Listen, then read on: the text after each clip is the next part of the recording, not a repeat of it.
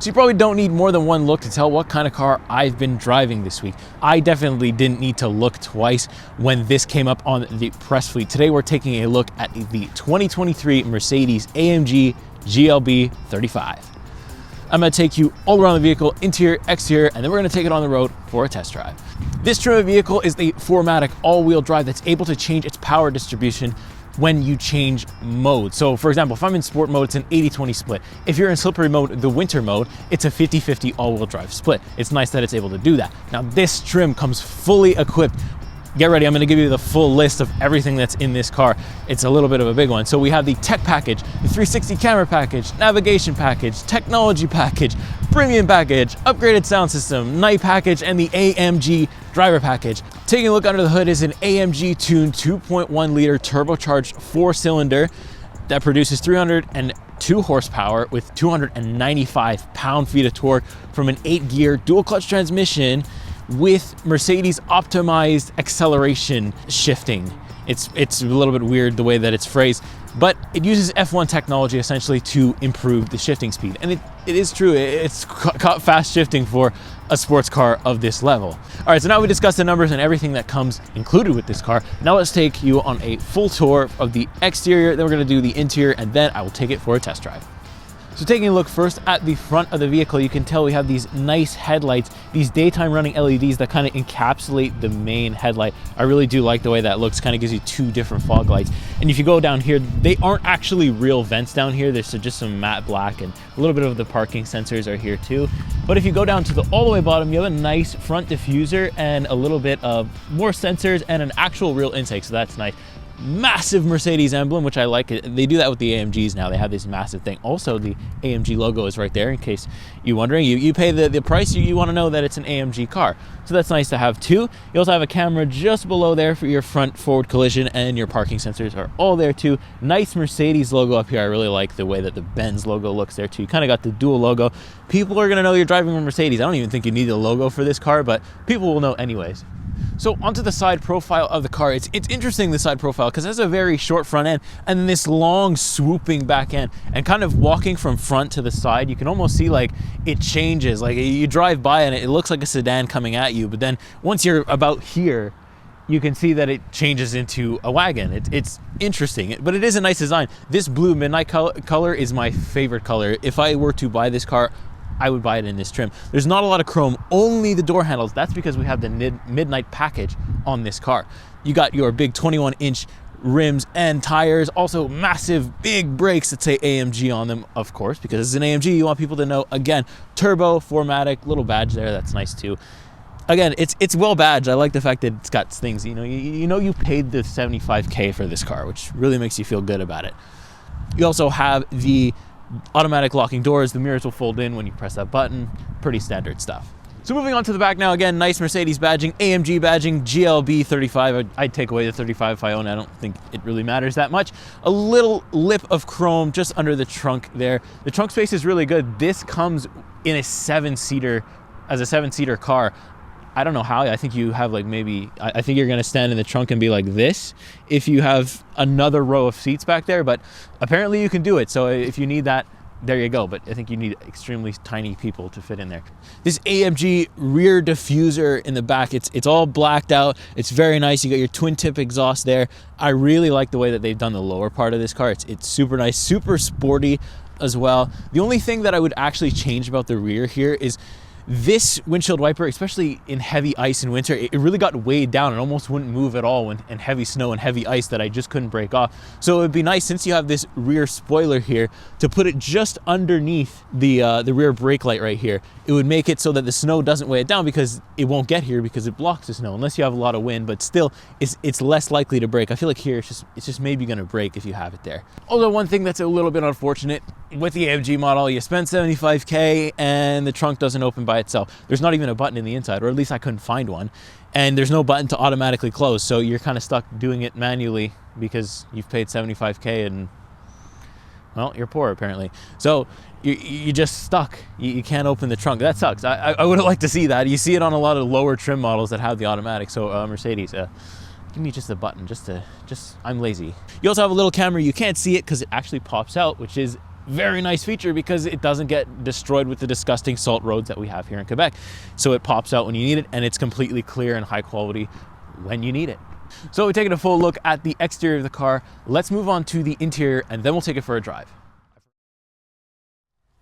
So moving on to the interior, this is probably one of the nicest interiors available on the market, to me anyways. So far, it's the highest quality interior I've ever gotten to review here on the channel, and Mercedes has just done it well. I know there's a lot of comments to say, if you've driven one Mercedes, you've driven all of them because the interior is the same, and that's true for some models. This one, unfortunately, being one of them, but you don't care because there's so much different separations of texture and color. There's nice carbon fiber here on the dash, nice carbon fiber here, Alcantara seats, red leather stitching, and let me tell you, Mercedes has a really good idea what they're doing with their steering wheel.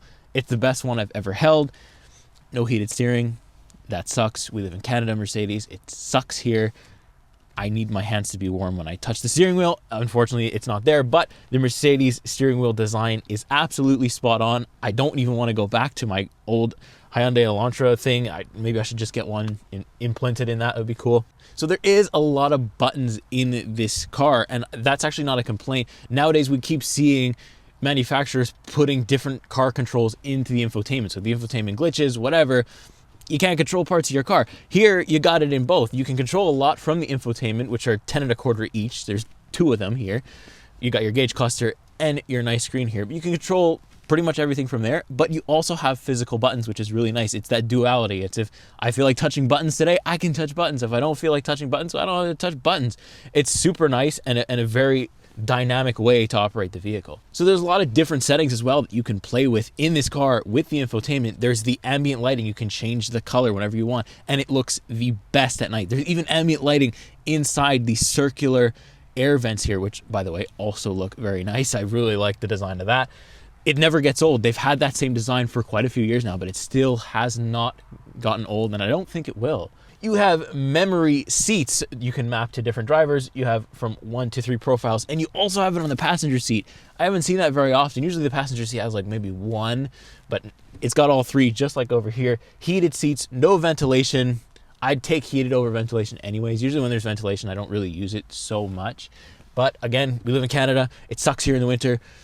We need things for the winter. You just need it. So you also notice you have this big trackpad in the center console. I don't hate it, but I also don't love it. It's a little bit hard to use. It's a distraction when you're driving, especially if you're not used to using a trackpad. The good thing is, Lexus, take note, you can touch the screen and do whatever you need to do if you don't want to use the trackpad. You also have little buttons here that you can control on the steering wheel. These little like BlackBerry, if you've ever owned a BlackBerry, you know what I'm talking about. These little touch things that you can slide back and forth and use it that way. It's a little bit less distracting than using the touchscreen. The touchpad is probably more suited towards the passenger because they have more time to actually use it and move their fingers around.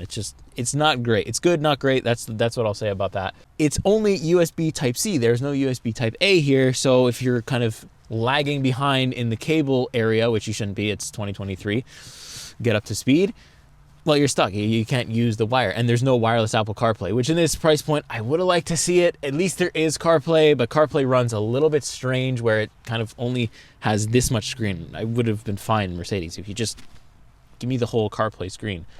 And now it's trying to, sorry. So another feature that you just saw there, if you say the M word out loud, I won't say it again because she will interrupt me rudely.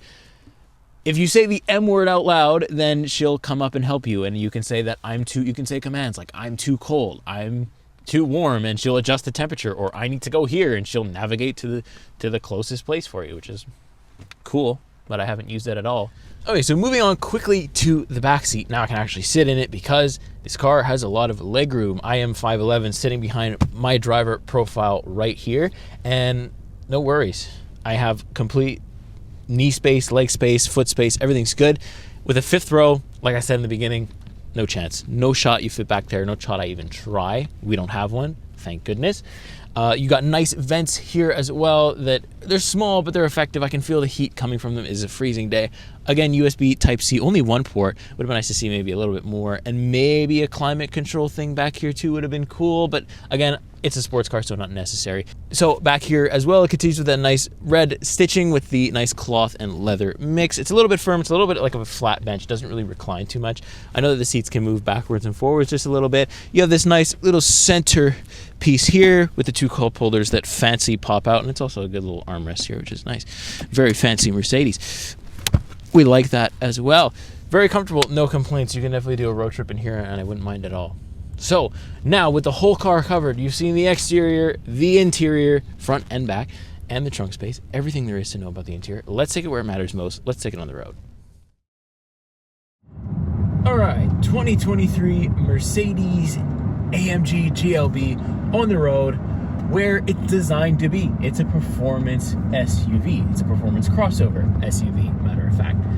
And it does drive super well. What can I tell you about how it drives? First of all, like we said in the beginning, the steering wheel, absolutely great to use. Absolutely good place to be. Nice place to sit. Super comfortable. It does have like dampers.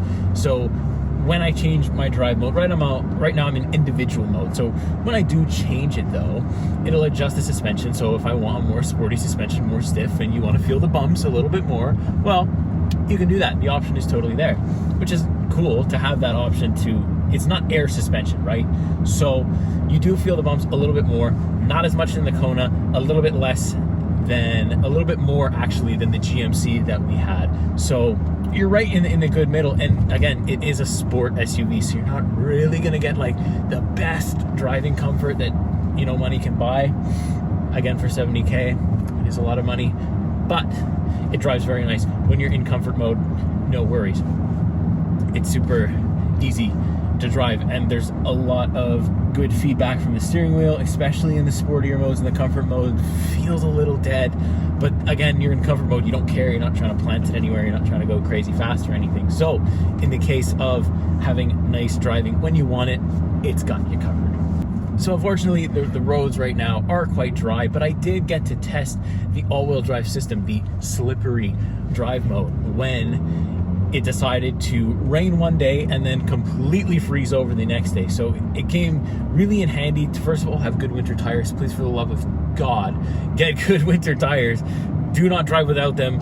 I don't care where you live. If it's not mandatory, please get them. Anyways, four-wheel drive really helped. The 50-50 split all-wheel drive helped immensely, especially in the ice, especially when you weren't sure what was ice, what was water. It was really weird. And there was a little bit of snow on top of it, just to make matters even worse. It was the typical worst Quebec weather that you could get, and the car handled very nicely.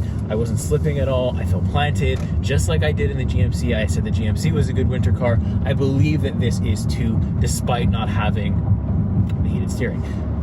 I'm gonna keep complaining about that because I have essentials. When I drive cars, when I drive any car, when I'm looking myself to upgrade a car or to get a new car, I look at three things, right?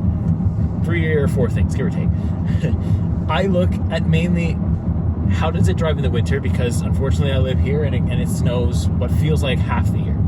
So what's it gonna look like in the winter? How's it gonna perform, right? And then next I look at, you know, obviously you look at features and stuff like that, but the couple features that I look at the most are, does it have Apple CarPlay? I don't care if it's wired or wireless, it doesn't make a difference to me. Does it have heated seats? And does it have heated steering? Those are like my 3 like features that I need, right? And no, if it doesn't have heated steering, am I not gonna buy the car? Probably, especially if it's this car, I'm still gonna buy the car, right? Heated steering is a very small thing not to have. It's got everything else, it warms up quickly, everything like that. But those things are like the essentials, right? And then you look afterwards, how fun is it to drive, how reliable it is. I think this car is reliable. I haven't seen too many things doing my research that the car is unreliable or there's a lot of problems with it. Personally, I've had no problems with it. I've had no software glitches. I've had no weird dual clutch transmission things that happen, because sometimes that can happen with a dual clutch transmission. I mentioned before that on the steering wheel, you have this little dial that you can change your drive modes on. So right now I'm in comfort, and if I change, now I'm in sport mode,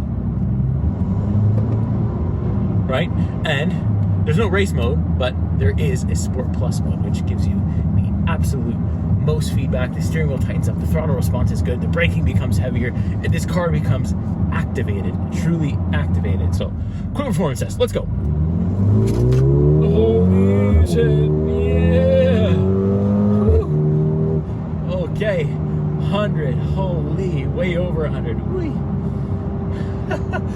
Oh boy, it's like, you could tell that like the back just wants to blast off. Oh boy, when you want that speed, it is there. I have not done that very often. I usually like to keep my full throttle reactions right until I film. So I've not pushed it all the way to the floor like that. That was genuine. That wasn't fake or anything. That was serious. That was serious. I mean, look at this.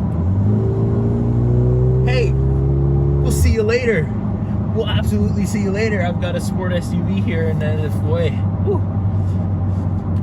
The chill that cars like that the cars that sound like that can do that are an SUV, they really give you like a chill right down the spine of your back, and I love that feeling. And I think that comes with owning an AMG. It doesn't matter what version of an AMG it is. You can make the argument that yes, at $75,000, you should maybe go up in class. If you have that kind of money, you should go up and get maybe a higher class SUV, or look at the EQSs or something like that. But I don't know, I just feel like there's something about the compactness that would attract people to this car. They're definitely going to sell well. They definitely do sell well, I'm sure.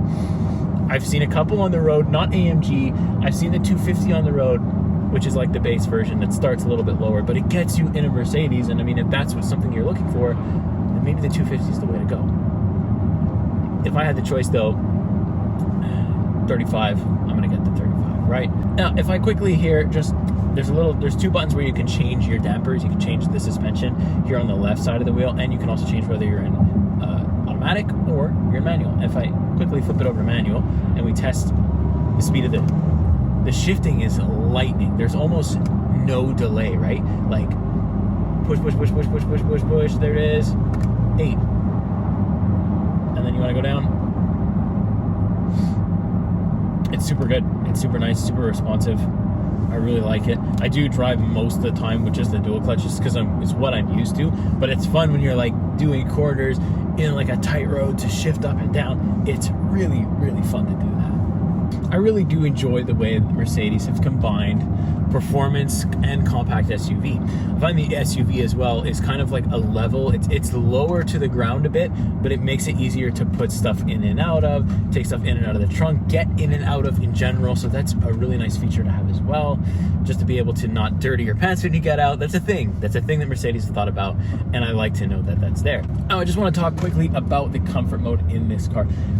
Comfort mode, it's a little bit slow off the line. The car in general, when I do launch control, the roads that I'm driving on right now are complete ice, so launch control, I spin whenever I try to do it, so it's not a great idea. No matter how good your winter tires are, this car just has a lot of torque, so it's just not working. So it's just a little bit slow off the line. Niall found the same thing when he took a look at the vehicle a year or two ago. So it's, launch control isn't the greatest. I find like when you're going about 10 to 20, like you saw earlier in the video, it absolutely rips from that. It's a little delayed in comfort mode though. Like, so I pretty much always drive an individual, and I have the transmission a little bit quicker, because in comfort mode, you're just kind of waiting for the power to kick in always. And in individual mode, I can actually set it so that way I can have it, when I really push the throttle, it actually just switches the transmission into a sport transmission automatically. You don't have to worry about it. So that's the mode that I drive in most of the time. But yeah, that's gonna do it for today's video. If you like, make sure you leave a like. Let us know what you think in the comments. Are you in the market for a new AMG car or a new Mercedes car? It doesn't have to be AMG or performance. If you're in the market for a Mercedes at all, let us know. We want to know what our communities are looking at, and that way we can try to get a test drive for those cars. It would be ideal, obviously. So let us know what you think about this car. Let us know if you have any questions. We're always around in the comments looking for questions. You can also DM us on Instagram. I'm at Technically Cars, and Niles will be in the description as well. Make sure you follow me on YouTube. There's a full feature video on my channel as well. TikTok, Technically_Cars. You can find me absolutely everywhere. Join our Discord. That's in the description too. We want to hear what you have to say from our community. And that's going to do it for today. So if you enjoyed, leave a like. Make sure you subscribe if you're new here because there's so much more coming. We actually review older Mercedes if you're interested in that stuff. So let us know what you think, and we will see you in the next one. Take care.